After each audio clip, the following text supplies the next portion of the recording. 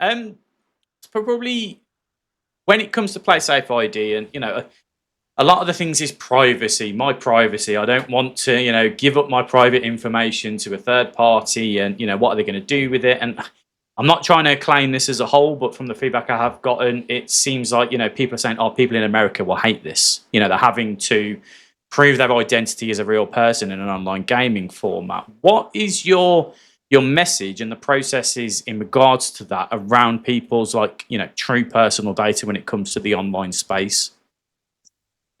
I sympathize. Mm. I really do, right? So I'm a massive consumer of games content. I have been since I was 3. I'm turning 32 soon, right? Like my whole life, I've grown up with this evolution of technology and online gaming and competitive gaming and the changing in business models and the rise and fall of titles and IPs and all of this, right? And when I decided that I wanted to try and make a positive impact, and I wanted to, because I started this journey because me and my friends were all fed up with cheating in games. This whole journey started because my mates were like, "Andrew, you work in like tech and startups and stuff and gaming, like fix cheating," and it was a joke. And I was just like, "Oh yeah, I'll just go fix cheating. All right, mate, on my way. Hold my beer, I'll just do that." But I actually really started to think about it, and the problem seemed to be this accountability portion, right? Like billions has been spent in detection models. They are really good. People love to absolutely play down anti-cheat like it's worthless and it's useless and it does an absolute awful job. It's not. Most anti-cheats are actually very sophisticated and really, really, really good. They have challenges and they have problems, obviously, but the biggest problem that they face, or the two biggest problems that they face, first of all, you catch someone, it doesn't matter. They create a new account and come straight back in. And this feeds into problem number 2, which is cheat developers have an unlimited number of lives to keep iterating and iterating and iterating. They can try out a patch to try and make their cheat undetectable, get caught, adjust it, try it out again, get caught, adjust it, and now it's undetectable. So it's this, I believe, is the real crux of the problem. Is it doesn't matter if you get caught cheating. It doesn't matter if you get caught being inappropriate to children, sexual to children, grooming children, right? Which is the other portion of what we do, is we keep predators and stuff out of games. Like, fundamentally, there is zero accountability. So I was just like, I don't want to share my data. I do not want to share my data. I would never in a million years give my passport to Ubisoft. Are you kidding? Or or anyone. Yeah. Right? It's my passport. What are we talking about here?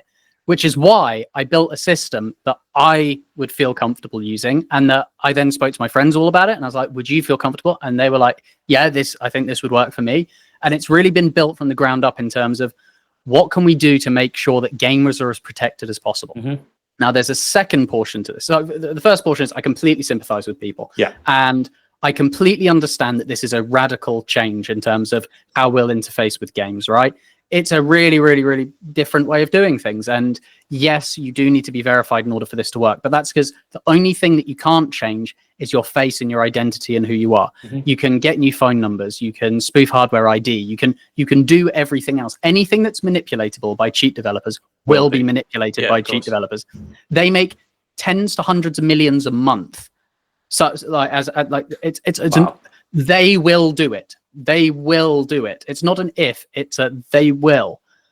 The only thing that we can't spoof is who we are. And I know people have mentioned about deepfakes. People have mentioned about being able to buy fake IDs and all this kind of stuff. I can speak about that, but everything's handled through the Onfido SDK. It has to be on a mobile device. With their SDK, they can detect any kind of device injection. They can see 100% liveness of a person. With the SDK, they can control the camera, so they can adjust focus minutely. They can flash the camera minutely. They can do all of these things and then check that against the realness of the image, so they can see, is it a true real feed that's actually coming through from the camera? So that rules out deepfakes, that rules out device injection. And then the fact that it has to be a legitimate document with your face on it, and it has to be your face, means that you can't just buy a document online, because you need that person's face. And we've already covered the device injection covers it. So I 100% appreciate that people are skeptical about the privacy side of things.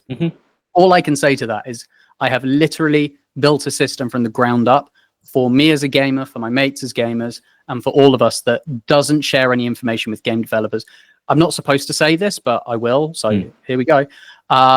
We don't actually share even your root PlaySafe ID with a game developer. We actually randomize a second PlaySafe ID on top of it, and that prevents game developers, if you connect to like 10 different games, for them knowing it's the same person across 10 different games. We take all of these steps to really make sure that there is no traceability to you, and we have this separation with the zero knowledge verification, so that we don't even have the link of the information with Onfido.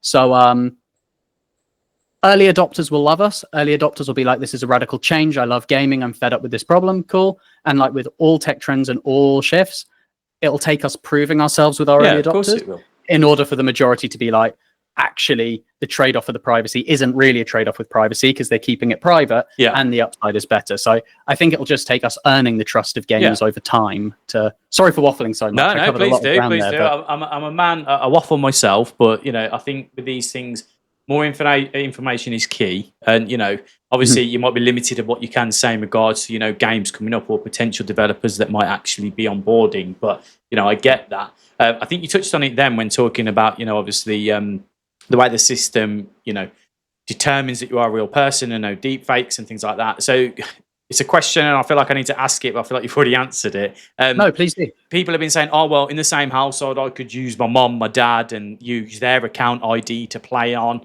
But I think touching out with the mobile, that you'd have to physically prove that it was yourself on that game at that time, or?